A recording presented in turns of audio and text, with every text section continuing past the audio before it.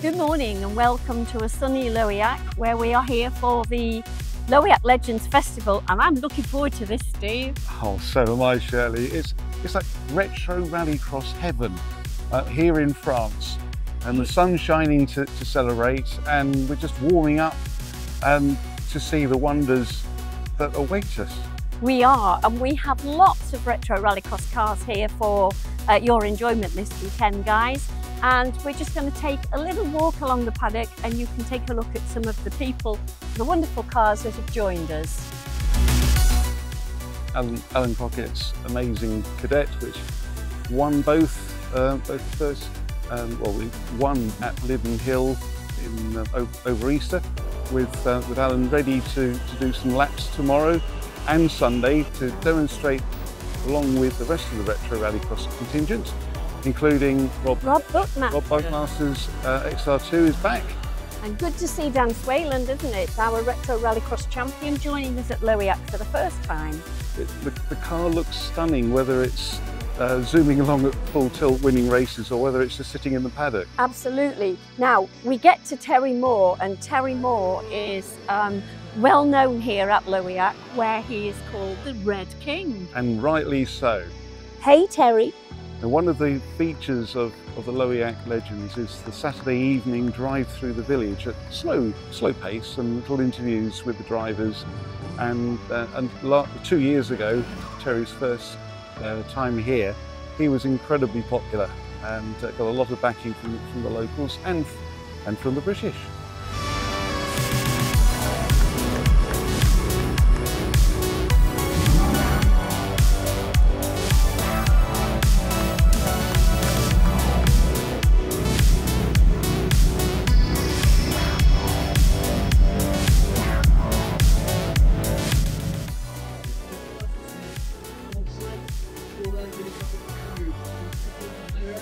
Retro Rallycross regular Simon Hart. He has water on his roof. Maybe he's expecting to be thirsty as he goes around. Because we're not expecting rain, are we? And of course, the Retro Rallycross, Super Retro Rallycross champion, the Tuesday Night Club, Charlie French. Yes, that's right. Evoking the Martin Skanker livery from early 80s, and alongside that, a former Super Retro Rallycross champion, Gary Simpson's beautifully, immaculately prepared BMW M3. We haven't seen very much of it this last year or so, but hoping that Gary has a little bit more luck mechanically for the rest of this season. James Harold, of course, is another former Super Retro Rallycross champion. Beautiful car. Don't see much of the Harold team these days, but they have problems with finding components and things. And next to James Harold, we have what you and I predict as a future Retro Rallycross champion. Absolutely, yes. Fabulous Stuart Emery and his ever faithful and energetic team at M-Tech Racing prepared this beautiful Volvo 242, stylised on the livery of Petter Solberg's car from 1994, when he won the Norwegian Championship. Our Josturkins, all the way from Belgium, loves racing in Retro Rallycross. And we love having him racing with us in Retro Rallycross.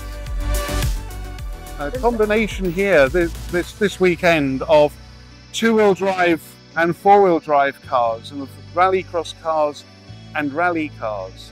It's such an amazing mix at the whole event, and here we have some beautiful four-wheel drive Retro Rallycross cars. Dave Halford's wonderful Audi Quattro, and of course GB1 on the RS200, which is a replica of Mark Rennison's championship-winning Ford RS200. And next to that, in the livery, former livery of Kenneth Hampson. And then the car at the very end is something that I'm sure you're all very familiar with. I'm certainly very familiar with it, Shirley, because I've had the very wonderful pleasure of having a passenger ride in Rob Gibson's 6R4, which of course he's had since, well, 1980s. It's 1986. Now, you did that when you were a very brave man. Or foolish, but I survived the experience, and it's something that will keep with me the rest of my life. There's one wonderful sound. There's nothing like the sound of a 6R4. No, I absolutely agree. Apart from maybe another 6R4, but Rob's always sounded a little bit different. And I've managed to catch up with my very good friend Ollie O'Donovan. This is the car that Ollie will be driving. Car you're very familiar with now. Yeah, I've had it for a good few years now. I bought it in 2006, won the British Championship in 2007 with the car, and I sold it in 2009 to Andy Scott on a provisor. If he ever wanted to move the car on, he had to give me back first chance to buy it back, and I was very happy he did. And so it's still a really good car. It is, and it looks absolutely fabulous. And it stirs up so many memories of the past. So I'm sure Will enjoys seeing it go out too. Yeah, well, I mean, that's obviously Will's colours. Because when I bought it, I actually bought the car from George Tracy as well, funny enough. Oh, okay. George Senior. And it was a purple in colour. Hello. Yes, Steve, you just ruined the interview. We just put another champion back in. You do that. Still. I like to pause the picture. No, don't spoil it. Come back in now. Come back in. Don't spoil it, Steve. You're in it. So, as I was saying... This just gets even better. Sorry. So you're here supporting Ollie? I am. As always. Of course. Yeah? What would you do without him? I would probably retire. Oh, no! Then you're going nowhere. Okay, well, that's fine. Thank you, Ollie. Thank you, Steve.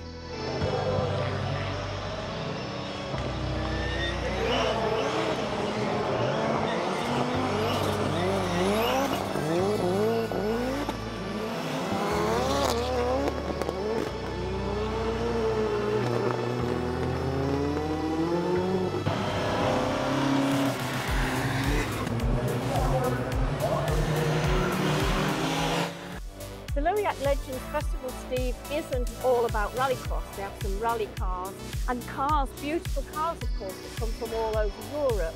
Perhaps you can introduce me to some of these cars. Steve has a better knowledge of things than I do. Well, being here in France, the French manufacturers are very well represented.